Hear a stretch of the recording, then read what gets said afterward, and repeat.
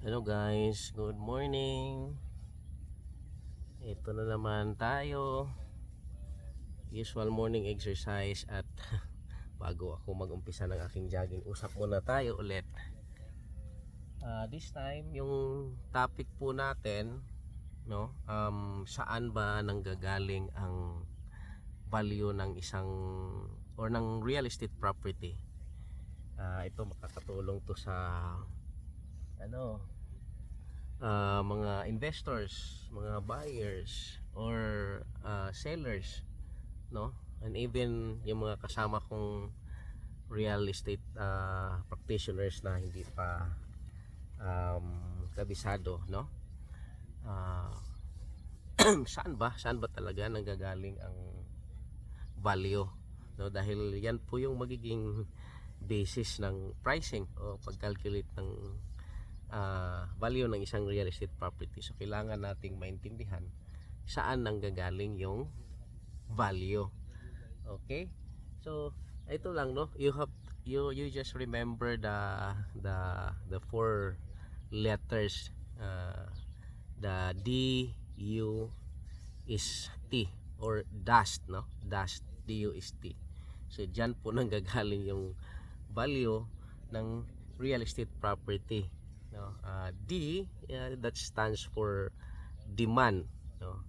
Pag merong demand, then may value, no? Merong gustong bumili, meron siyang value, may halaga, 'di ba? Siyempre naman pag walang bumibili, walang naghahanap, di walang value. So kailangan na studyhan natin yung market. Kailangan natin pakiramdaman at malaman yung merkado kung meron ba talagang naghahanap. Kasi pag yung isang property, no, na i-expose sa market, tapos wala namang nag-i-inquire, walang nag-a-attempt na bumibili, eh tapos ang daming nagbebenta na same, no, same doon sa property, no. Maraming competitors, no, more or less the same use, the same utility, then lesser na yung value kasi lesser yung demand, o walang demand di walang value. So next naman yung letter U, yung utility or use, no. Pag walang gamit o hindi siya nagagamit wala siyang value. Kaya depende po, mag-iiba yung offer ng mga buyers, no. Yan yung dahilan bakit may buyer na nag-o-offer ng medyo mataas, yung ibang buyer masyadong bababa. It's because depende yung kasi sa use nila, no. Kung yung use nila nung property na gusto nilang bibilhin is hanggang ganito lang, no, particular or specifically pag sa ano yan commercial property or investment purpose, no, nagdedepende kasi sa rate of return na hinahabol ng isang investor. So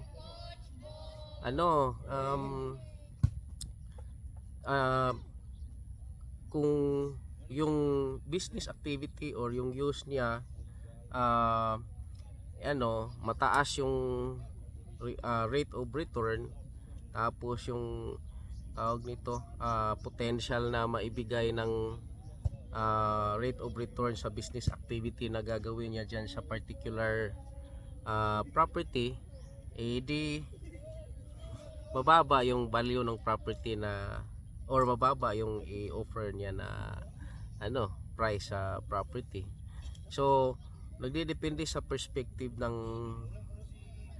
isang buyer na o perspective or use ng o purpose ng use ng property sa isang buyer, kaya nagkakaiba yung kanilang mga offer, no. Pangatlo yung S, no, dust S, that stands for scarcity or supply. So something related pa rin sa unang letter D, no. Pag maliit lang, konti lang supply, tapos marami ang demand, di